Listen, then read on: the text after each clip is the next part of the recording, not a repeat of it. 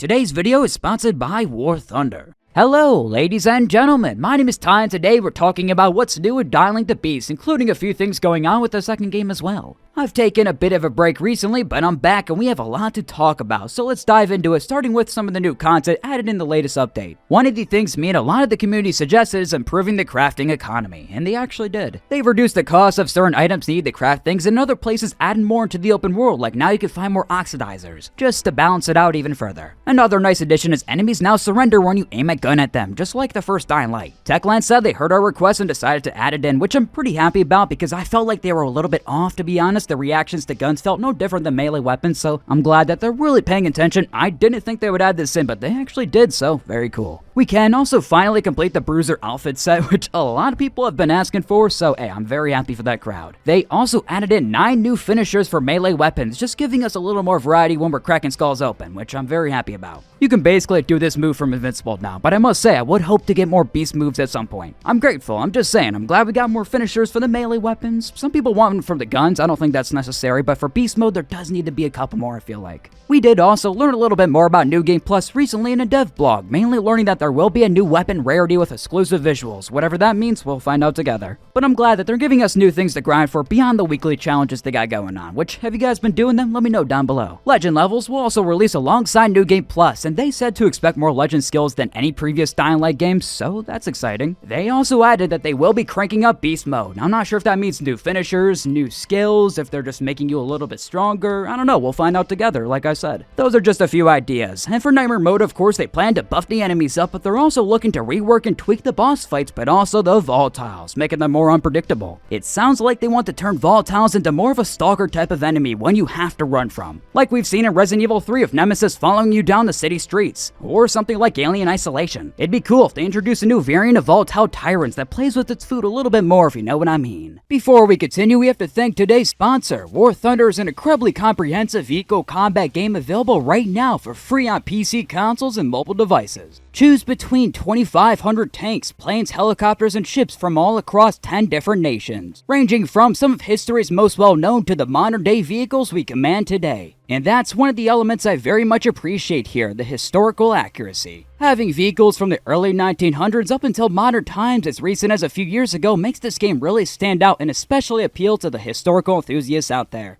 War Thunder is a game to truly immerse yourself in with its incredibly detailed vehicles and authentic sound effects, allowing you to power the wildest war machines of our time. War Thunder offers 3 different game modes, one being a more fast-paced arcade experience with simplified physics. Realistic mode is the middle ground, still giving you an intense experience, but if you want to step it up, simulator mode is the ultimate challenge. There's a lot to indulge in, however my favorite feature has to be this X-ray cam, showing the exact impact of your attacks. The game is heavily optimized on the Dagger engine, looking really nice while performing lag-free on lower-end machines. So, join the community of over 70 million players in straight-on PvP battles and uncover how much content there truly is, especially, like I mentioned, if you're a fan of military history. New players or those that haven't played in 6 months will receive a bonus pack with lots of goodies for PC and console, including exclusive vehicle decorator Eagle of Valor, 100,000 Silver Lions, and 7 days of premium account time, available for a limited time, so take advantage of the opportunity and let's continue. So, for Dying Light 2 this time around, they brought back the Halloween event, being found throughout Villador, but also the Tower Raid again. Over the course of 3 weeks, there will be new event challenges, letting you earn a type of candy that can be traded to Baka for rewards. They also added a new Tower Raid character called the Cyber Raider, and even brought back the Vulcan bundle from the first Dying Light. Didn't expect that, but hey, I'm glad we got it. The way they're doing this event is by splitting the rewards into different factions you have to choose to side with, so here are the dates showing the different characters you'll be able to side with over the coming weeks. You can purchase the Cyber Raider and Vulcan bundles on the store, or I believe you can get the Cyber Raider through Solus rewards for free. I do like the weapons quite a bit though, especially the rifle and the Vulcan bundle, which has 2 modes to switch between. One that shoots out laser bullets like we're in Star Wars, and then one that gives them a shockwave of a push, like a straight up jet gun from Call of Duty. I like it. Then there is the lightsaber looking weapon in the Cyber Raider bundle, which is actually a UV bar which randomly activates. I'm actually kind of surprised they haven't done a weapon of this sooner, like the grenade launcher is the only other weapon that actually incorporates UV light, so pretty neat.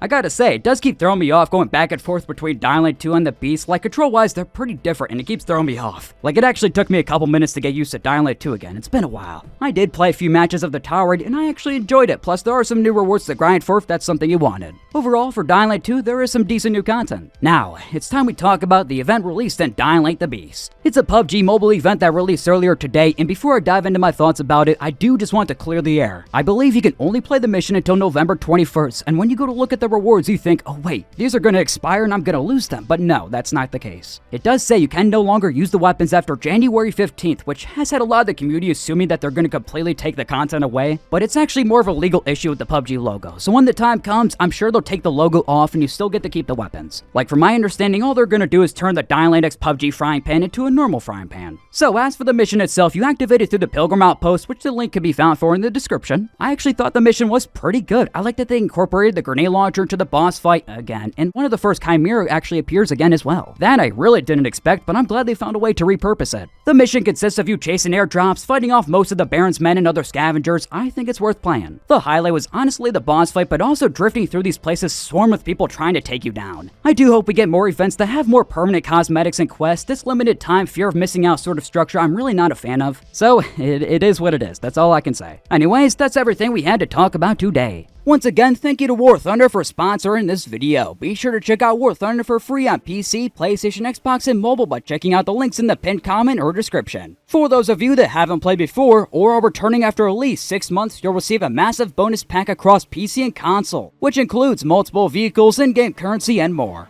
If you enjoyed, do me the favor of liking this video, subscribe if you want to see more, and have a glorious day, folks. Adios.